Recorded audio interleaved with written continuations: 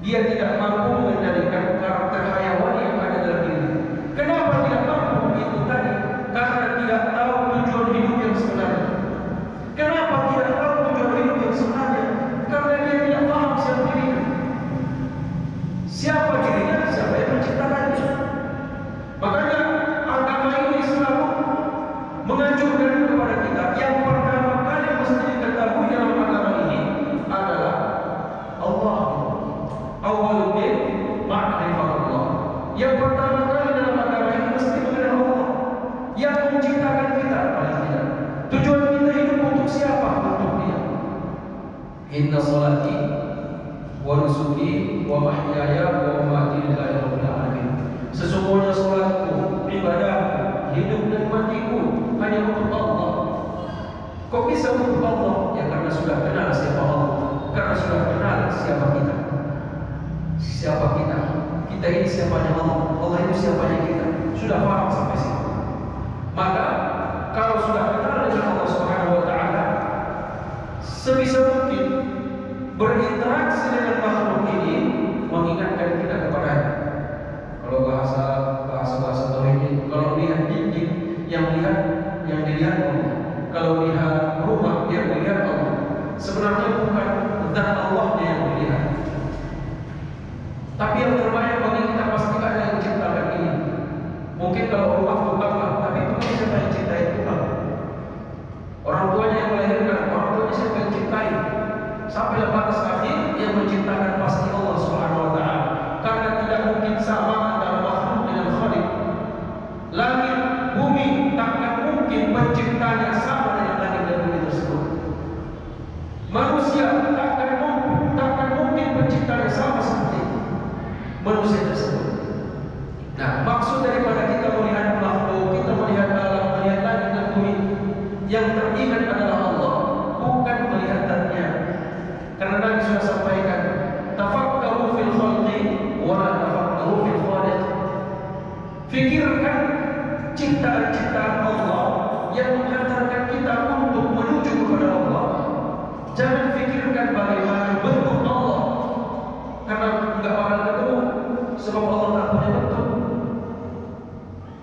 Jangan fikirkan tentang zat Allah, enggak bakal ketemu, belum ditunjukkan kepada kita itu. Tapi melihat makhluk Allah. Nah, Bapak Ibu hadirin wal hadirat jemaah yang dimuliakan Allah Subhanahu wa taala. Ini bukan persoalan yang mudah dan yang ringan. Belum tentu semua kita sanggup sampai kepada tahap ini. Kalau seandainya sudah sanggup kepada tahap ini, akan ada perasaan haru dalam hati yang menyebabkan kita mengeluarkan air mata.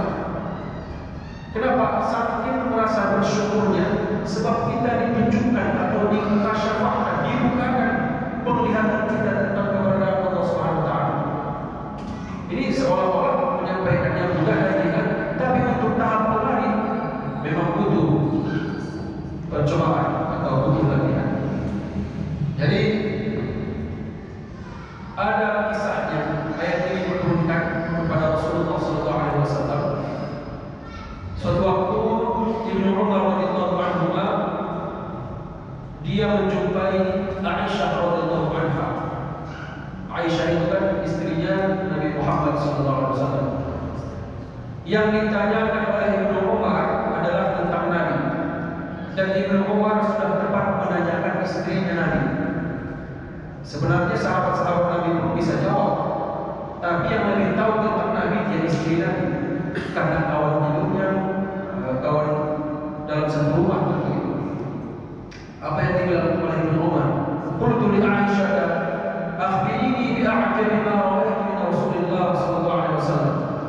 Aku bertanya kepada Aisyah, duhai Aisyah, tolong ceritakan kepadaku hal yang paling engkau takjub atau hal yang paling engkau kagumi dari Rasulullah. Ibnu Umar pengen tahu apa yang paling dikagumi oleh Aisyah dari suaminya. Nah, pertanyaan ini sudah tepat betul ditanyakan kepada Aisyah sebagai istri Nabi. Fabakat sahabat. Lalu Aisyah menangis mendengarkan pertanyaan itu dan lumayan lama dari sana. Begitu mendengarkan Ibnu Umar bertanya,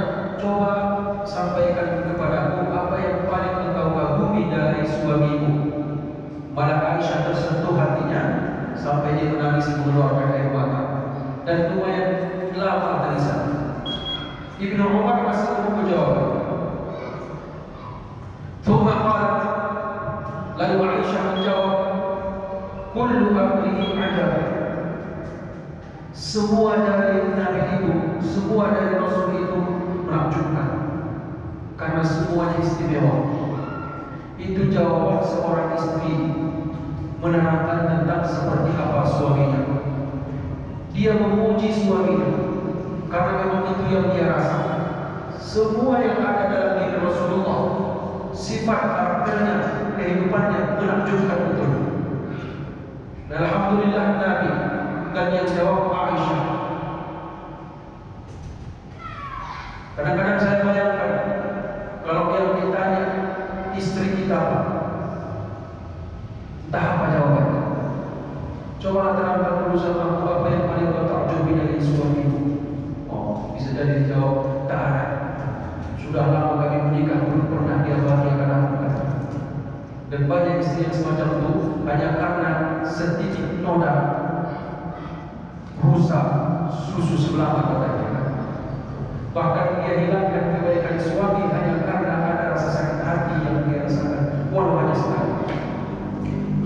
Ini juga yang menyebabkan Rasulullah menyampaikan perempuan banyak masuk neraka. Dan ada orang yang bertanya, ya Rasul, apa alasannya kenapa perempuan banyak masuk neraka? Itu tadi kata Nabi, hilang semua kebaikan suaminya hanya karena satu kesalahan. Gak pernah kau berbuat baik. Sudah 30 tahun kita menikah, gak pernah ada kebaikan yang pernah kau lakukan sama aku. Gak pernah. Padahal sudah 30 tahun menikah. Ada tidak seperti ini kira-kira? Oh, biasanya tak ada kamu. Karena adalah makanya yang disampaikan. Alhamdulillah kita. Ya. Makanya itulah kenapa perempuan tidak diberikan hak untuk mentalak. Karena mungkin saja kalau perempuan yang punya wewenang untuk mentalak, tiap hari akan mentalak suaminya. Pulang kerja terlambat 5 menit saja jatuh dalam tinggal. Bangun kesiangan jatuh dalam tinggal. Nah, ini kebetulan yang ditanya Aisyah dan suaminya Rasulullah, tak satu pun disampaikan aib Rasulullah. Ya karena memang tidak ada aib beliau juga. Semua yang berkaitan dengan Nabi menakjubkanku, atau apa kata Aisyah, semua yang dilakukan oleh Nabi Muhammad SAW suami itu adalah hal yang menakjubkan. Ujian yang luar biasa.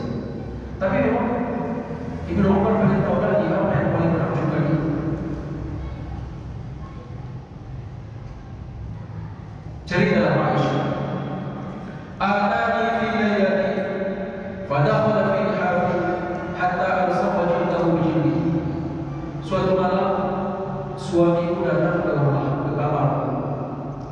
Kemudian dia berbaring di belakangku sampai-sampai kulitnya dengan kulitku bersentuhan. Sebenarnya ringkasnya dia memelukku. Aisyah bercerita, Rasul datang dari belakangnya, dia memeluk istrinya. Tsumma qala, kemudian Nabi berbisik, ya Aisyah, hal laki an ta'dani li al-lailata fi ibadati rabbi, fi ibadati rabbi. Duhai istriku Aisyah, apakah kau memberi izin kepadaku untuk beribadah kepada Tuhan malam ini? Rupanya yang dibisikkan oleh Nabi itu minta izin untuk sholat tahajud.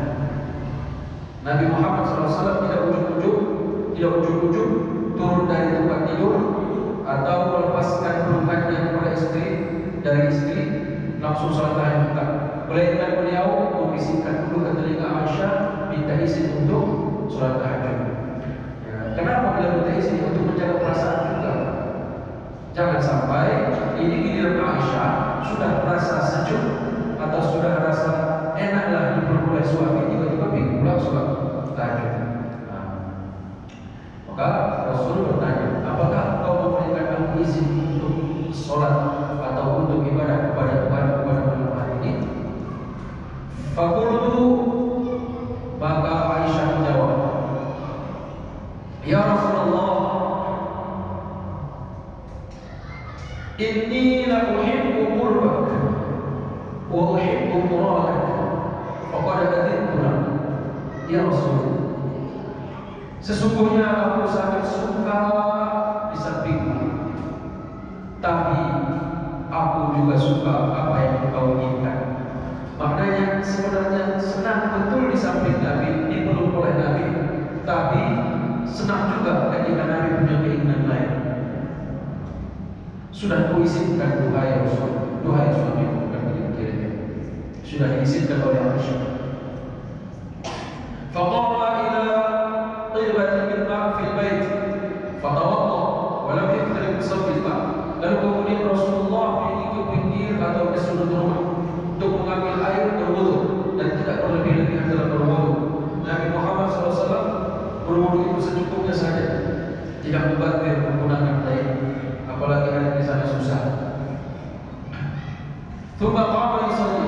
Setelah berwudu, Nabi melaksanakan sholat. Nabi Muhammad melaksanakan sholat.